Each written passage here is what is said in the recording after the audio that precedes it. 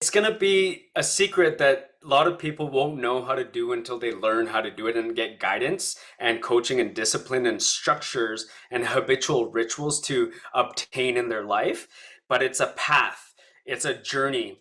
A secret for me is I learned how to use negative energy and to transform the pain and suffering and quantify it into healing or harmony, or to transmute it into happiness. Suffering, how do you feel healed? How do you feel healthy now? How do you feel rich? Now, how do you turn your pain to helping others heal now? How do you turn words into action? So now, I've been able to develop these curriculums and these programs, and now I'm serving people and helping people, and I call it guided intelligence. And I help people tap into these abilities so they too can heal, self-heal, transform their lives, and reach higher levels of awareness and get these downloads and uploads much faster so they don't have to die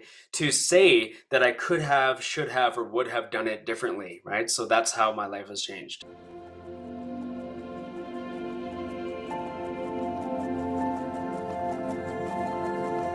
So my name is Malcom Nair. I am a near-death experience survivor, where I was in a fatal car crash, ejecting out of my vehicle head first. I was diagnosed with brain damage, short-term memory loss, and I had severe nerve damage over 75% of my body. And I'm here to share my story about self-healing. So the reason why my near-death experience occurred is because I did not know anything about mindset, personal growth. I didn't have any understanding about my mind, body, spirit connection. I was, almost illiterate.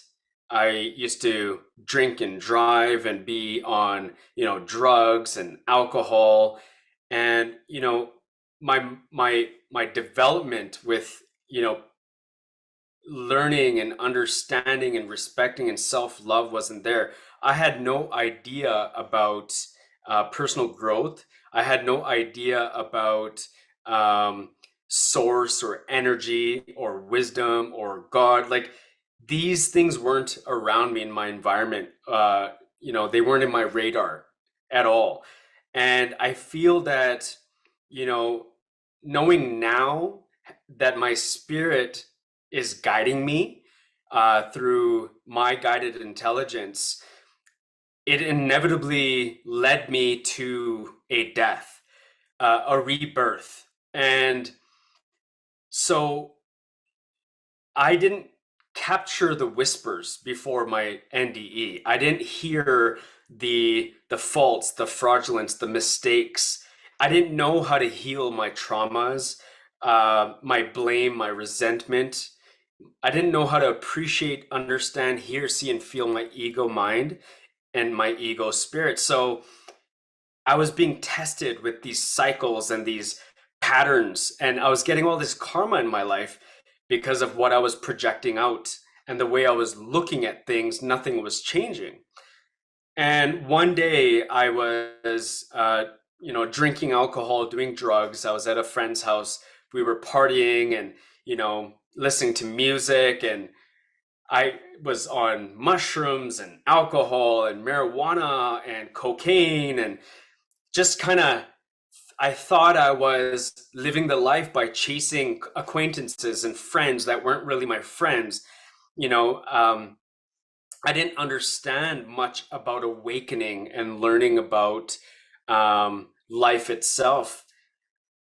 So as I'm getting drunk and intoxicated, I end up finding myself um, in my car and having everything kick in all at once. And I come to find out that I was 10 times over the blood alcohol limit. And that type of intoxication, led me to driving very, very fast and, hitting a home going 100 kilometers an hour and ejecting my body outside of my vehicle head first. And I was able to suddenly, come out of my body, and I was able to bear witness to what had occurred. And I was floating and hovering over my body, and I finally reached this point of awareness and stillness and surrender and detachment that I didn't understand in that moment. So the words that I'm using now come from years and years of learning and studying and personal growth and development.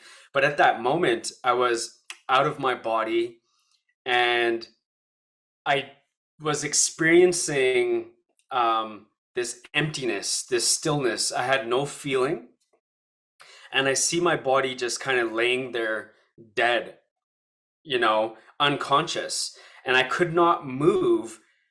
And I was trapped between the house and my car because majority of my body was outside the vehicle, but I feel my knees were stuck between the steering wheel and the windshield. So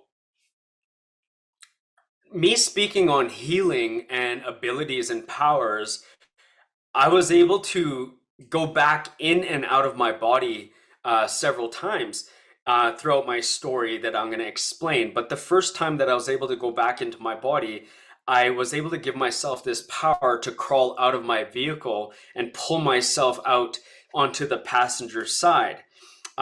In the investigation, in the documentation, the police and the investigators found my body on the right side of the vehicle, on the passenger side. And the the funny thing was that I was unaware of what I was doing, but it was happening. I was able to do these things. I was able to see the ambulance. I was able to see the nurses and the ambulance work on me. I was able to see the ambulance drive around, and I was hovering over my body. I was able to see um, everything. I was getting insights and downloads and uploads, and I didn't know what to do with it at the time. Right? I was a rookie at this stuff. I was fresh, and I didn't know how to piece everything together. But as I get to the hospital, they realized that I lost a lot of blood, that my lung collapsed, and that they didn't know I was just swollen all over my body. I had a neck brace on. I had a breathing apparatus in my throat, and they didn't know, but they came to realize that I suffered with brain injuries and brain damage and short-term memory loss and nerve damage, and my lung collapsed, my leg broke. I had spinal cord injuries from my neck all the way down my spine, and I had shoulder injuries, and I had a paralysis, and I couldn't move the right side of my body, and I had to learn how to heal myself because each and every person that met me, they just wanted to diagnose me and tell me that, you can't walk, you can't talk, you might. And when I wanted to refute that evidence that they had against me, they said you may never walk the same or talk the same. It's going to take years for this to recover. And I'm here to tell people that, you're able to heal, self-heal. So as I had this connection to source, I was able to go back into my body and heal my bones, heal my nerve damage that they did not understand how to untwine and how to uh, diagnose properly. My nerve, my back, the T1 and C4 and all of those terms that they use, they didn't have an answer for me. I was a special case that specialists had to follow around, and they had to figure out how this guy was crushed between his car and he walked out of the hospital in 6 days. They did not understand how I was able to heal spontaneously, fast. And that's why I'm here to share my story and help other people understand that we have an ability to tap into our higher self and to heal not only trauma, pain, and suffering, resentment. We can heal our hearts. I'm here to tell you that we're not alone. Through the pain and suffering that we can heal. So that's a bit of my near death experience story. I was able to also I have the traditional story of traveling up the funnel or the wormhole, and I entered a white light and I was able to see all black behind me. I saw the life that I left behind me. I saw all the regrets and the resentments and the anger and the struggle and the pain and the heartache that I left behind. And I had to come to a decision when I entered the white light, and I was questioned. I was asked, what I want to do, and I was, of course, welcomed with like harmony and love and bliss and joy. And I felt home. I felt welcomed home.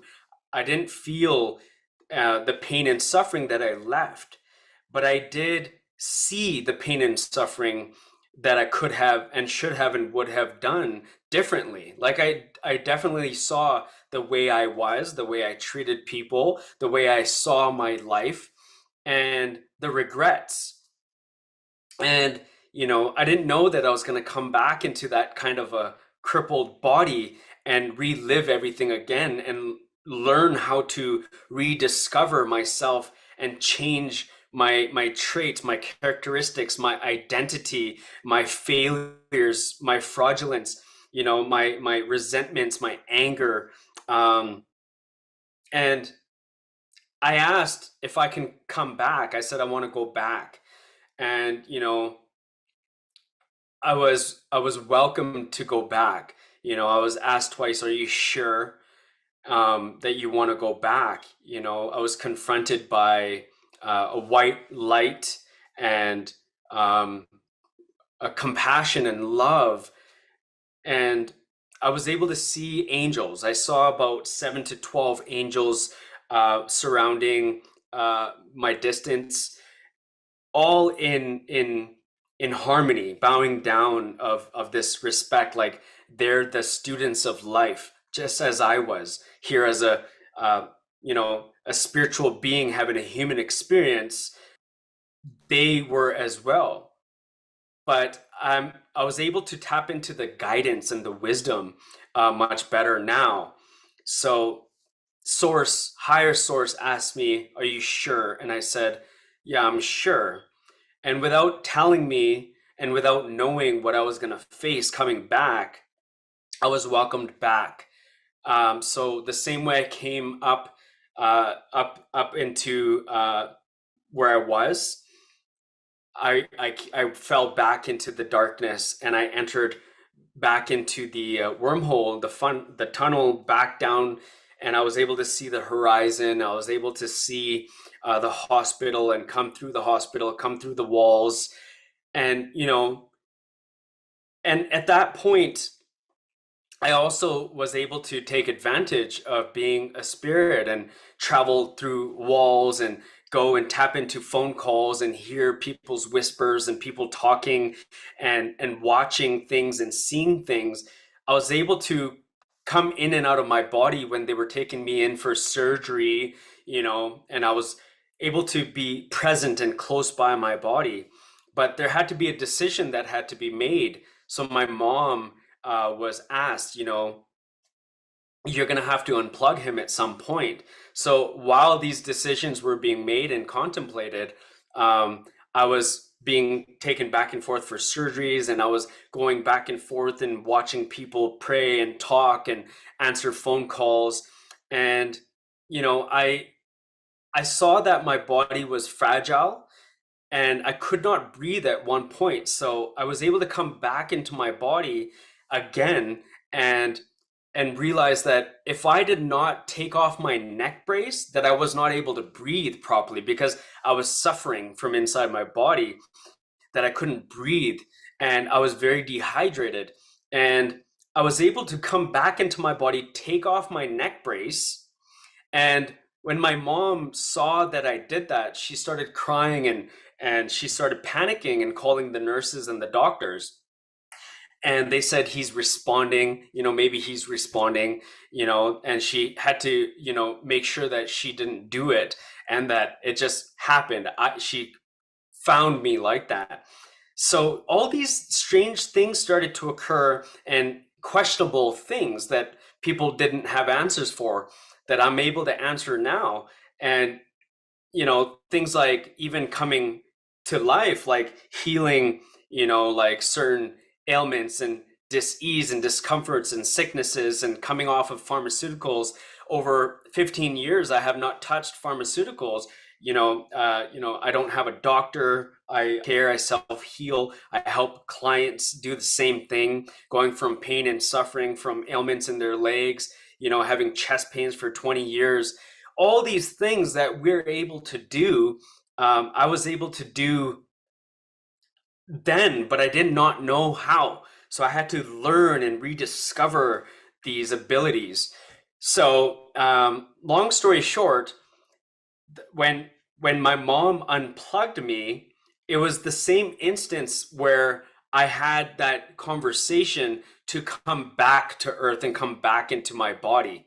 So, while that was happening, I ended up waking up from life support, and instead of being loving and compassionate and respectful and knowing and learning these abilities and saying, "Oh yeah, my spirit knows everything, so it's gonna tell me what I can do." It wasn't that easy. I was in this physical realm and I had to go through pain and suffering and emotions and learn how to overcome struggles and pains and diagnoses and being on pharmaceuticals and addictions, and letting go of a lot of the things that I had to go through in life. Like I had to go back to school. I had to relearn how to finish school. I had to relearn how to let go of like surrender and fight a criminal record. And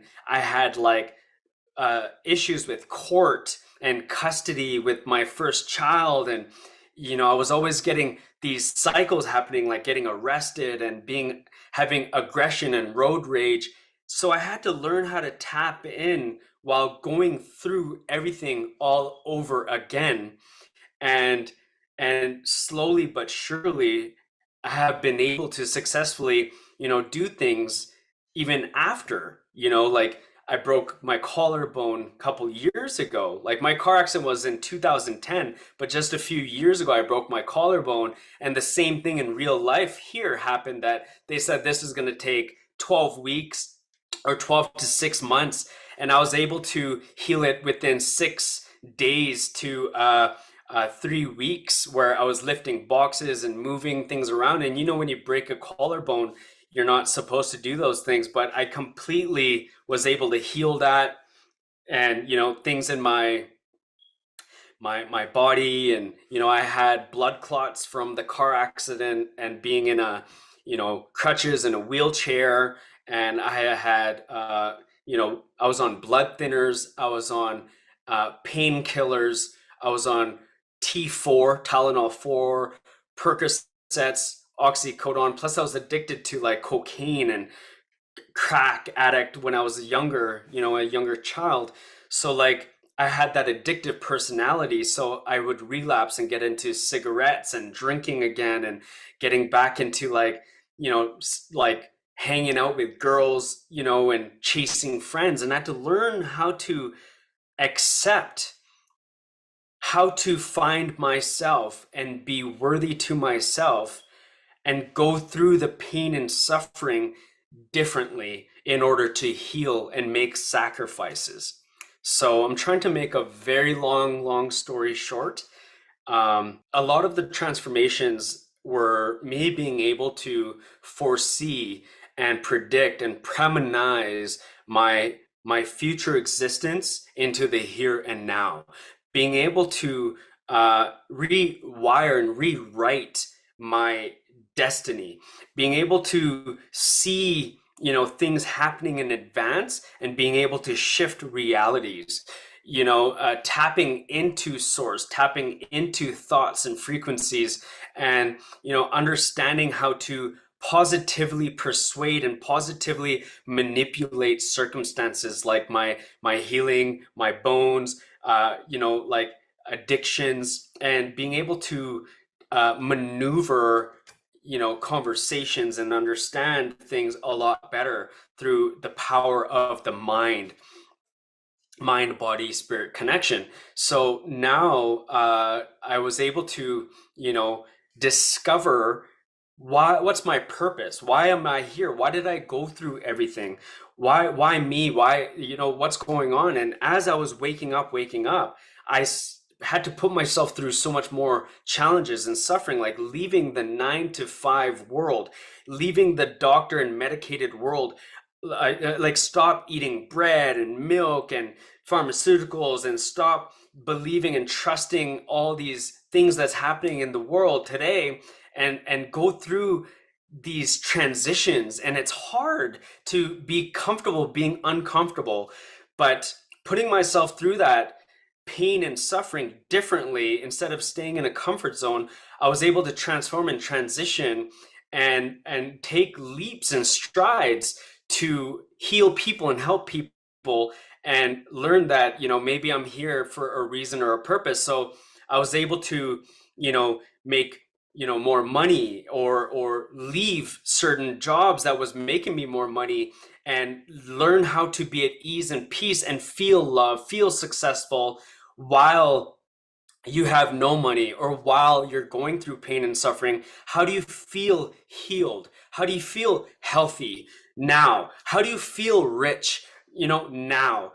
How do you turn your pain to helping others heal now? How do you turn words into action? So now, I've been able to develop these curriculums and these programs, and now I'm serving people and helping people, and I call it guided intelligence. And I help people tap into these abilities so they too can heal, self-heal, transform their lives, and reach higher levels of awareness, and get these downloads and uploads much faster, so they don't have to die to say that I could have, should have, or would have done it differently, right? So that's how my life has changed. It's going to be a secret that a lot of people won't know how to do until they learn how to do it and get guidance and coaching and discipline and structures and habitual rituals to obtain in their life. But it's a path, it's a journey. A secret for me is I learned how to use negative energy and to transform the pain and suffering and quantify it into healing or harmony, or to transmute it into happiness. It's by taking the curves that you've gone through, the curveballs, and the doubts and the blames and the resentments. And if we've gone through so much suffering, you can separate the emotional side of our body and mind and our egos, to tap into a known unknown willingly. It's like being in the unknown knowingly. And when you can be in that point of least resistance and least self-control, you're able to find moments and present moments where you can find these quiet times where you can pick up on answers, and you can start speaking out and talking and communicating with source. So it's easier said than done, but that's a secret. It's taking your pain and suffering and leveraging it to propel yourself forward, rather than propel yourself into an inevitable downward fall. for me, in my case, it did not feel like it. And I had to learn and relearn what fulfillment was. I had to learn what purpose is. I had to educate myself from going from having a broken mindset, from a divorced family, from brain damage on top of my brain damage. Like I already had a broken mind growing up. I was already tormented, destroyed. I had severe migraines growing up as a kid. I was bullied and beat down from my own parents, from teachers, from police officers. I was beat up by, I was jumped by 20 people, and I used to, you know, get into fights. So going through so many different types of destruction in my mind, it was hard to see through that pain and suffering and to find an answer. Sometimes we have to search for our purpose. Sometimes we have to reach out into the unknown, even though it's going to hurt us so bad. We have to leave marriages. We have to leave our kids. We have to leave, you know, we have to fight for something that we don't even know what we're fighting for sometimes. And it's in that feeling of being scared, you know, it's turning scarcity into, you know, a hope. We have to have a will. We have to have a trust. We have to have some sort of a knowing. And it was that near death experience that gave me that awareness that that's that calling, you know, that's that calling that when I was a child, I used to call for something. You know, when we go through pain and suffering and we call for something, we whisper out, we ask, we pray, or we beg, or we hope, or we, you know, it's that subtle little tiny ounce of us that we have when we hit rock bottom and we think, you know, that's our rock bottom, but we end up hitting more rock bottoms. Or it's that emptiness, you know, it's that dread. um if we can tap into that, not only when we think we need it or think we feel something and then we do it, we have to develop like a partnership with ourselves, with our ego. We have to become like our own best friend, and we have to reach out and educate ourselves and be vulnerable and ask for help and relearn and ask questions. And when I came back to earth and when I chose to come back into my body and relive again, I didn't know how hard it was going to be. I had to find out that my life review was going to show me new things here, new conscious awarenesses about life that I didn't know before, about questions about the universe, questions about what's going on in our on our planet, and things that we're not being told truths about, things that are being uncovered, and lies and secrets. So it allows us to tap in when we choose to, you know, get out of being comfortable. You know, we always tap out, but we don't tap in. You know, we have to, it's we must use our undefined force we have within, no matter how scary it's going to be, to jump into that fear anyways. You know, when you're in a dream and you think you're falling to your death and it's so fearful, we have to do that in our waking moments. Fall into that fear, fall into those conversations with our partner, with our children, with the government, with the police officers, with the rules, and break free and speak out, or, you know, try things a different way. You know, that's the best. You know, I can keep talking and try to give more, but if someone can pick up on that, you know, that's what we have to do. And that's what I feel gave me more of a strength, because I always had that. You guys have that. We have this ability. We have this ability. It's our right. It's our birthright.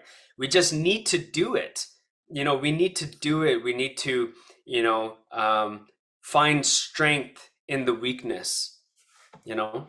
I had the I had this fear of being in the unknown and not trusting and having ego controlling tendencies, right? So I wanted to control it, and I'm like wanting to ask questions, but something deep down inside that I didn't really know, but now I know what it was. It's like that feeling that I've been expressing right now.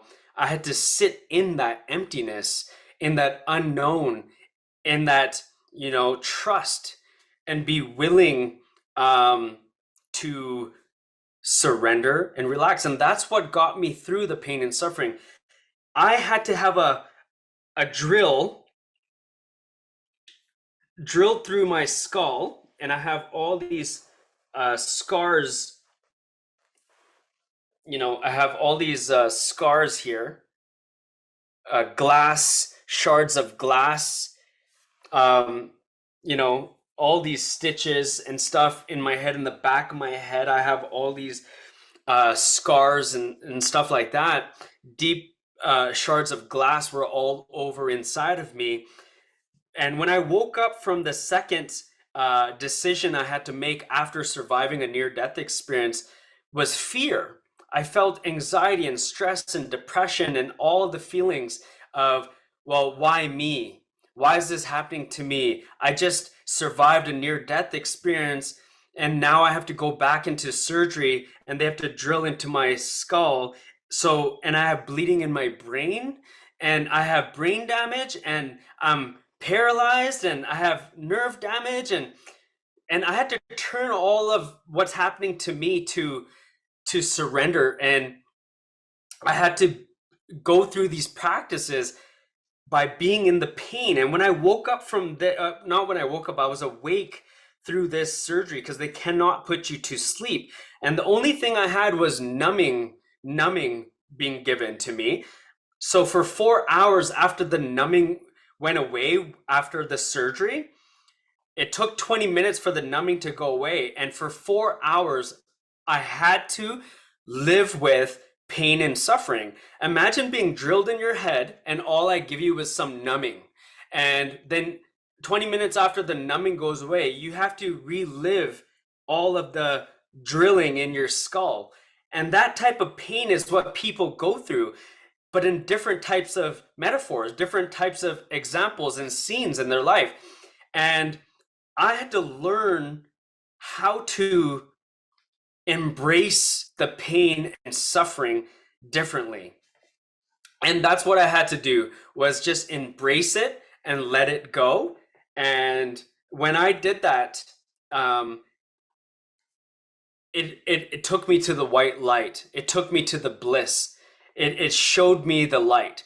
And it's kind of a metaphor, my story. And it's kind of like, it's crazy that I went through that and I'm able to turn it into a teaching to guide people. I suffered with severe scars. Like I had acne that I had deep, impressive, boulder pimples from inside my cheeks, and I had white heads and black heads, and I had everything. And I went to dermatologists and did chemical peels. I suffered growing up. Like I had a lot of that as well. And I used tea tree oil, and I went out in the sun and I burnt my skin, and I had scabs, not scars, scabs, like black scabs that I used to peel, like thick scabs off my face, and I had only flesh. And to suffer with scars, I understand. And I suffered for many years growing up. And I'm telling you, to the people that loved me and showed me love, I didn't believe in it. I'm like, how can people love me and think I was handsome when I thought I was so ugly inside? I was so scared and nervous and shy, and I felt ugly. I didn't feel like, I wanted to hide. I didn't want to be seen. and I didn't believe anybody. I had a lot of trust issues and a lot of insecurities. And, I'm just telling you, if you start doing this type of work, if you start to find yourself and you do a lot of inner work now and you do that, you're going to learn to love yourself. You don't have to be afraid of it, because through that work, you're going to heal your spirit, angels, God, your inner self is going to heal you. You're going to heal, but you're resisting all the abilities and all your healing by living in a scarcity mindset, by living in that fear and in that pain. And if I knew this stuff before, it would have happened faster. But it slowly started to happen. I started to believe that it's going to go away. And by me being all natural and actually doing nothing to myself, not even the skincare chemicals and the treatments and the dermatologists and chemical peels and the microdermabrasions, and nothing healed me. I healed myself just from me trusting and believing and having faith in my own self-love, in my cells having the ability to heal itself.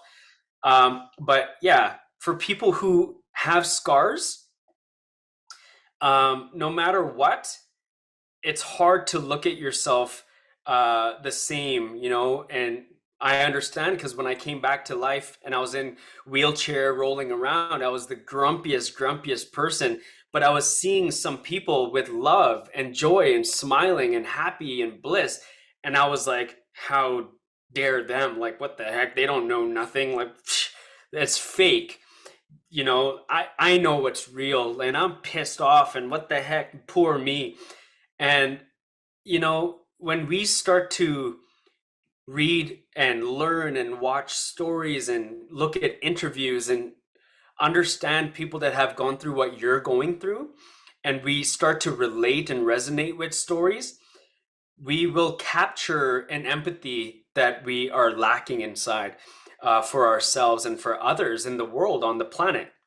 And when I started to do that, it opened me up more to embrace, self-respect and surrendering, and, seeing from a different lens and a different perspective, and just expanding my mind.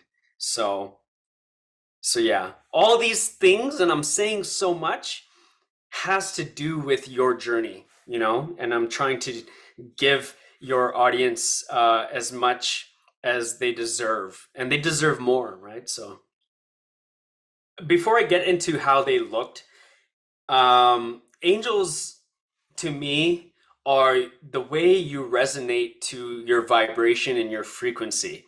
And my vibration, my frequency is me translucent. So me in an essence, in a form, a light form of a out of body physical but transparent light being. And that's what they look like. And I, you can see them. Sometimes you see glows and you see orbs and you see lights and you see frequencies and you see things passing by and you don't know what that was. That's what it is. And that's what my angels looked like. And I saw them all lined up and standing there. I'm not saying they had feet and shoes and things like that, but in that light form, you can become, you can perceive hands, you can perceive a head, you can perceive a figure, you can also perceive like orbs, or you can perceive sparks, or whatever you feel. You can see frequencies of light, and whatever you, even an animal, a dog, even fish, even plants have an aura around them, and it's that essence and it's that aura that they have. It's not like a plant dies and then you see a body, a human body. When I died, it was my aura, right?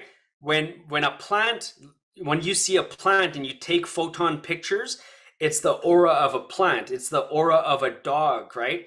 So that's what you can claim it as, right? Angels can be anything, right? You can have your guardian angel to be a beautiful bird, or it could be a beautiful light, or it could be the trees and nature. It could be a butterfly or a dragonfly.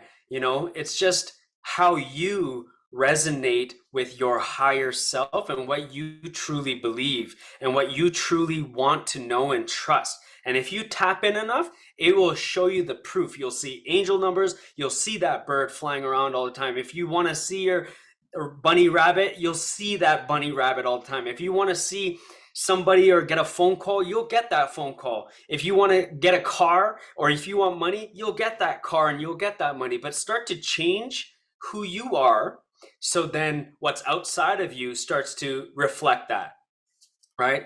There's so many lessons that we need to do. But yeah, angels, it doesn't mean like, oh, it has to be what I tell you that an angel is, right? It could be whatever your connection to energy is, right? Maybe your angel was the ocean, like I feel the ocean, right? So it's whatever you are meant to see with your connection to your higher source, has a higher self. Even an atheist has a higher self because they speak into existence. They want money, they go get money. They want something, they believe it, they see it, they perceive it, they go get it. But they don't want to say that it was a religion or God or an angel. They just say, it's me, it's me. And yeah, that's what source is. It's you. I was surrounded by so many religious beliefs. I grew up around downtown, and it was like the Buddhist temple was there, the Chinese temple was there, because where I grew up, it was all primarily Chinese and white people, and I was the only minority in the area that I grew up. And then when I was visiting my dad and my stepmom growing up, my dad was a Hindu and my stepmom was Roman Catholic. My mom was switching religions. She, growing up with her, she was Jehovah Witness, and her mom is my mom's mom is Christian, and then she tried Muslim, and then I have family and cousins that are Muslim, and then I have friends that were atheists, and I had teachers that were like this, and then Buddhist friends. So I was surrounded by the awareness of culture and tradition and religion. And I just kind of had a good grasp of all of the differences that life had to give. So I wasn't stuck in one. And it gave me a identity to be open to everything, but I was not attached to anything. So I didn't find myself attached and saying, I am this. But I did respect and I valued and I resonated with a lot of different aspects. Like when I went to the Hindu prayers and the respectful like family gatherings, I resonated with the energy. I resonated with their prayers. I resonated with what they were trying to do and believe in, right? And even when I went to the Christian church and the Roman Catholic churches, and when I went to Jehovah Witness, and believed in Jehovah, and my understanding of Jehovah now and Jesus and all the names and the slangs and where the origins come from and where Buddhist comes from and where Hindu ancient India comes from, and it's all of the learnings and the teachings and understanding is what we need to do. When we identify with something, we find that we are closing into a narrative. And once you close into a narrative, it's hard to open and expand your mind. You may say, yeah, but you will typically be inside a bubble of what you are seeing your perspective to be. And you don't want it to be shattered. You hold on near and dear to your heart. So luckily for me, I was able to jump out of things and open up because of my upbringing. I was put through so many life examples and ups and downs, and I moved into over 100 homes. I've moved around my life, just being raised by my single mom. I've moved over 50 times growing up as an infant, just a baby. I've been through car accidents since I was a baby. I've gone to like 8 or 9 different schools. So meeting different people, different energies, becoming friends with people who were, had disabilities. I went to a hearing impaired and handicapped school, one of them growing up, and just diversity. You have to diversify your consciousness. And when you do that, um, you become more expansive. But your question was about around religion. There's an essence in religion and culture that we have to value and respect, right? So I believe in that. We have to find, we all will resonate with something, right?